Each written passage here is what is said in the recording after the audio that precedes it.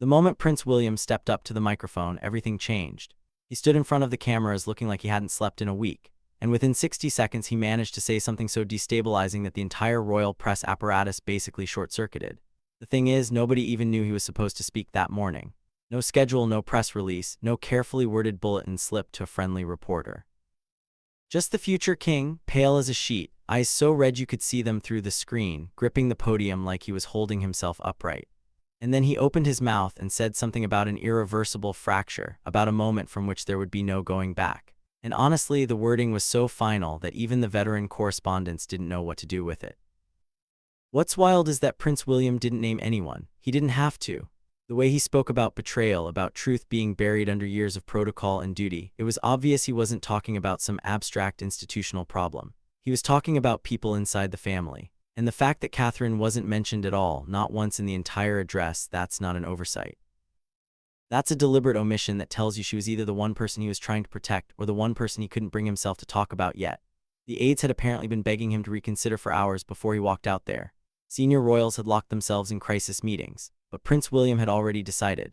Whatever he found, whatever pushed him to this point, it was bigger than the institution. That's what he kept coming back to. This wasn't about the crown anymore. It was about his truth. The timeline of how Prince William got to this moment is where things start getting really strange. For months, reporters had noticed he seemed off, missing engagements, looking distracted, the kind of smile that doesn't reach your eyes. The speculation was all over the place. Some people thought it was personal, marriage trouble, health worries. Others figured it was tension with King Charles, which isn't exactly new. But nobody had the full picture because the full picture was apparently sitting in a locked drawer at his father's private archive. And this is the part that sounds like it should be fiction. Prince William used a master key, one that had been passed from Queen Elizabeth to King Charles during the transition, and while his father was abroad, he accessed the personal archive. What he found were letters between Charles and a foreign head of state, not diplomatic cables, not government business, private correspondence about land and titles and assets tied to personal royal interests, not the British government. Deals that directly undermined what the late Queen had been trying to do. Deals that hinted at alliances that threatened the integrity of the monarchy itself. So Prince William confronts the palace legal advisors, demands an explanation, and instead of answers, he gets deflection, rehearsed lines, warnings to think about the implications. Every time he pushed for transparency, he hit another wall. That's when it becomes clear this isn't just about some letters. There's a whole system in place designed to keep this stuff buried. Senior courtiers who have spent years insulating the crown from scandal. Not loyal advisors, but gatekeepers protecting secrets too volatile to see daylight. And now Prince William had pierced their veil. The deeper he dug, the more isolated he became inside his own family. Meetings turned tense. Conversations with Charles went cold. What started as a son looking for answers turned into a battle between a father trying to maintain control and an heir who refused to live in denial. Charles begged him to let it go. Prince William refused. The arguments got so loud at one point that palace staff were told to clear the entire floor. And standing in the middle of all of this was Catherine. She's been the stabilizing force in that family for years. Everyone knows that, and she tried to pull Prince William back from the edge. If you do this, she told him, you will break everything, the family, the public trust, everything. But the truth had already taken hold of him. He wasn't just doing this as a prince. He was doing this as a father who wanted his children to inherit something they could actually believe in. And honestly, when you look at what happened next, it's clear Catherine was right to be worried because the fallout didn't stop with Prince William's speech. It triggered something much bigger. Right as Prince William's announcement was hitting global headlines, a royal aircraft landed at Heathrow under strict confidentiality. No flight records, no press, just royal security escorting a single passenger. Prince Harry stepped off that plane looking exhausted, eyes tired, holding a sealed envelope with the royal crest that was clearly old, clearly personal, and clearly not something anyone had seen in decades. A letter from Princess Diana pulled from a hidden vault, but here's the thing. Prince Harry didn't just decide to fly back, he was summoned. Prince William's announcement had triggered a rarely used clause in royal emergency protocol, one that requires every royal bloodline member to report to the UK, including those no longer in active service. Meghan Markle refused to come. Sources close to her say she didn't trust the circumstances and feared the optics of being pulled back into a family that had already consumed so much of her life. So Prince Harry boarded alone under heavy pressure, carrying a burden nobody could see. When he got to the palace, things got complicated fast. Princess Anne and Prince Edward personally intervened and barred him from entering the private royal quarters. Staff described a tense standoff in the West Corridor, raised voices, accusations. Security reportedly stepping between family members. Princess Anne told Prince Harry that this wasn't about his emotions. It was about the survival of the crown. Prince Harry pushed back, waving the letter, demanding to speak to Prince William. But Prince William wasn't there. He had already left for Sandringham, cutting off all direct communication. And this is where the story takes the most devastating turn. Prince William had meant for his message to reach Prince Harry first. An early version of the speech had been hand-delivered to royal messengers with strict instructions to place it in Prince Harry's hands before it hit the press. Something went wrong. Whether it was interference or mishandling, Prince Harry never received it. He found out like everyone else through headlines on social media. He felt completely betrayed. It didn't matter what Prince William intended. The damage was done. The two brothers faced each other in a hallway lined with portraits of their ancestors. No cameras, no microphones, just two men bound by blood and divided by wounds too deep for words. Prince Harry asked one question. Was I supposed to be blindsided again? Prince William didn't answer. He couldn't because the truth was the storm had grown beyond even his control. Their fractured bond had just suffered another violent blow, and the ghost of their mother's last wishes loomed heavier than ever.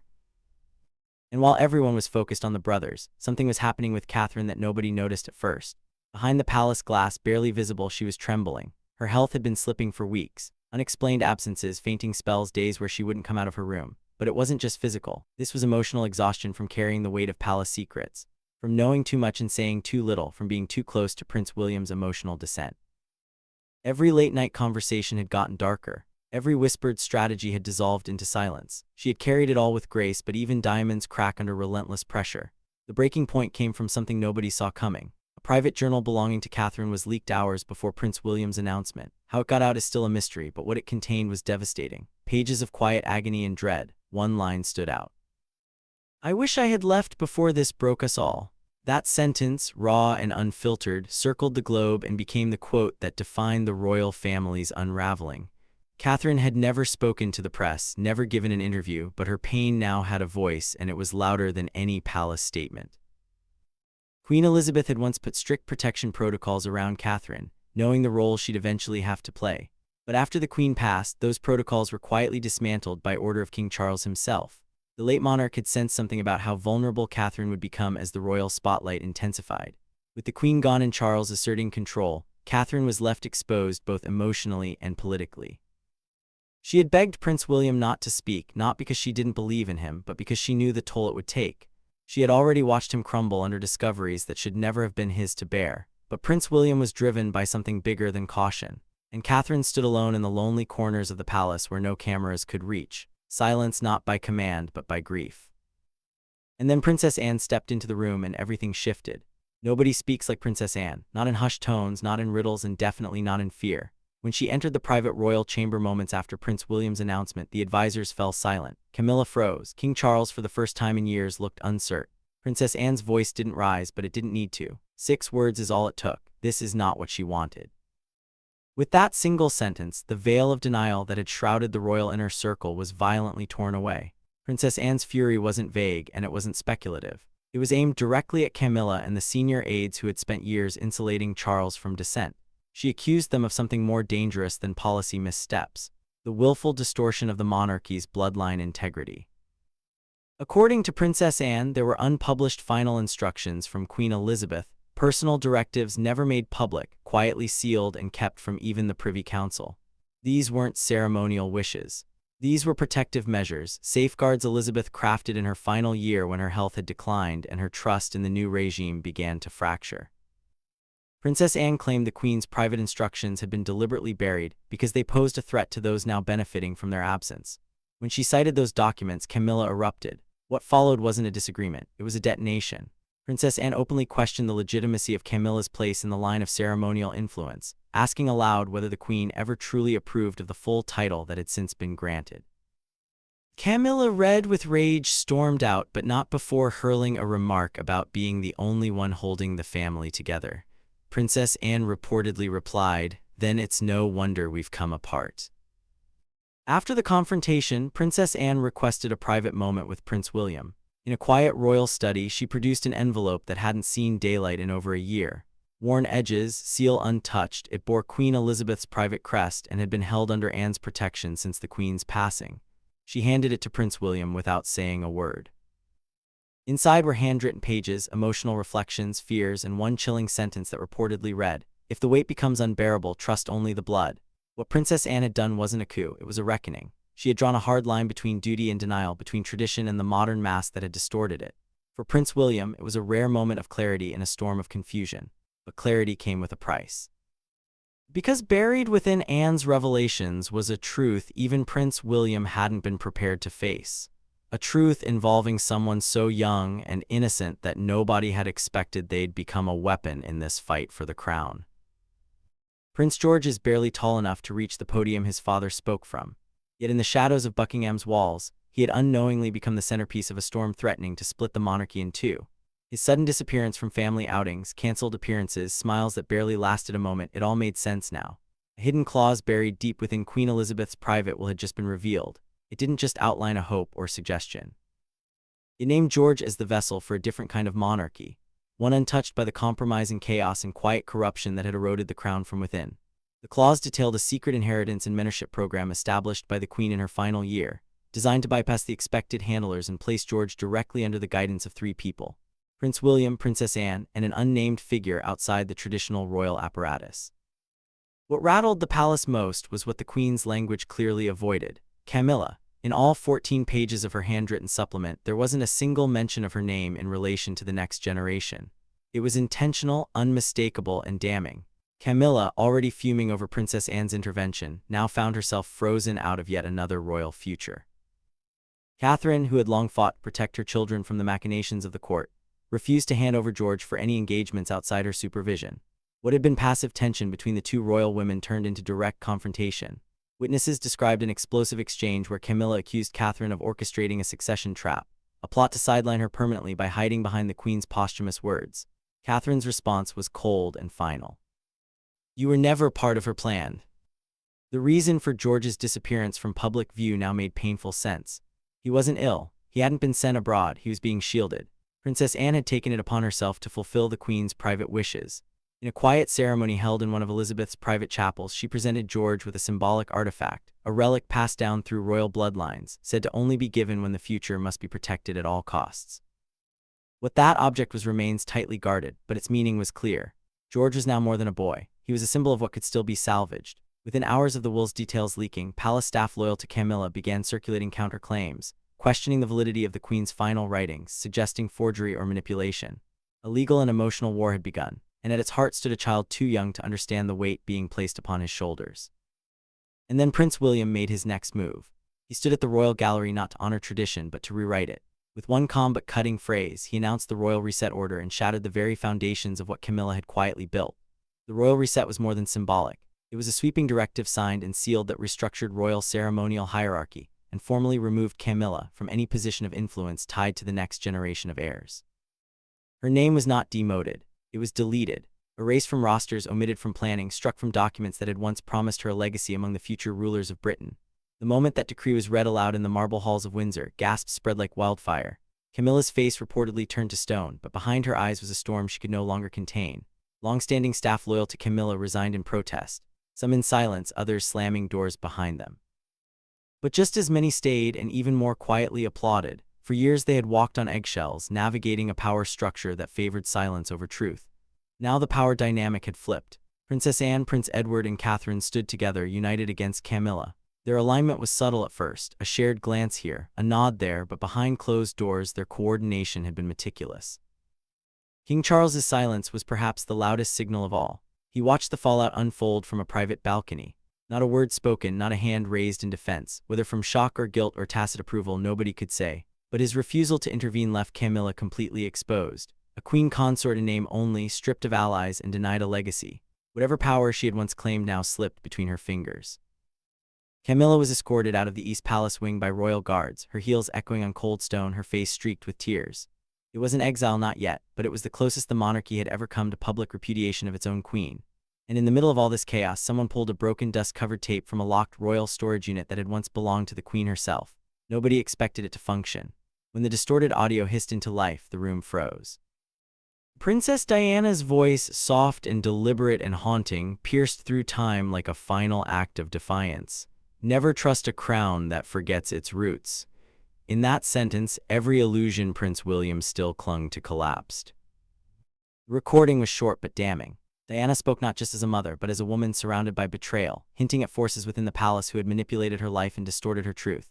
She never named names, but her tone shifted when speaking of those she believed would one day shape her sons' futures. One line stood out: "If they ever rewrite your plays, start with her." For Prince William, there was no doubt who that referred to. He reportedly broke down upon hearing his mother's voice. He locked himself away for hours. The pain wasn't just in the message, it was in its timing. He had made his announcement, torn apart the institution's image, exiled Camilla from the royal future, but this voicemail was the final confirmation that every painful choice had been aligned with his mother's unspoken truth all along. He didn't keep it to himself. In a private moment, Prince William handed the tape to Princess Anne, trusting her to handle it not as a royal but as his mother's fiercest defender. Later that evening, the recording was played in a quiet sitting room at Windsor. Present were George and Charlotte seated beside Princess Anne, who explained that what they were about to hear was not for the world, but for them, for their blood, for their future. As Diana's voice filled the room, history folded in on itself. A mother long gone had just reclaimed her place in a monarchy she was never allowed to shape. News of the voicemail leaked to the press. The public responded in a way not seen since Diana's funeral. Hashtags spread like wildfire. Vigils appeared overnight at palace gates. Candles burned for a woman the world never stopped mourning. Across generations, people wept not only for what had been lost, but for what had finally been heard. And then King Charles finally stepped forward. After days of deafening quiet, he addressed the nation, not wearing the mantle of a ruler but carrying the unbearable weight of a father's regret. The nation expected a defense. What they got was a confession. In an unscheduled emergency royal address, his voice shook not from age but from guilt and weariness, and the realization that the institution he had once vowed to uphold had in the process destroyed what mattered most, his family. "I was not strong enough to keep the family whole," he admitted, staring directly into the camera. No palace flags, no regal framing, no ceremonial backdrop, just a man stripped of excuses, exposing the fracture lines between fatherhood and monarchy. He acknowledged his failures not only as a sovereign, but as a husband who let the past linger too long, and as a father who watched his sons drift further into silence. Then came the moment that stunned the entire realm.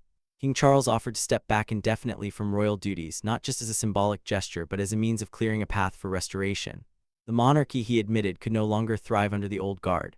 "The world has changed," he said, "and the crown must change with it or not at all." Those inside the palace were divided. Some called it a surrender, others called it the most courageous act of his reign.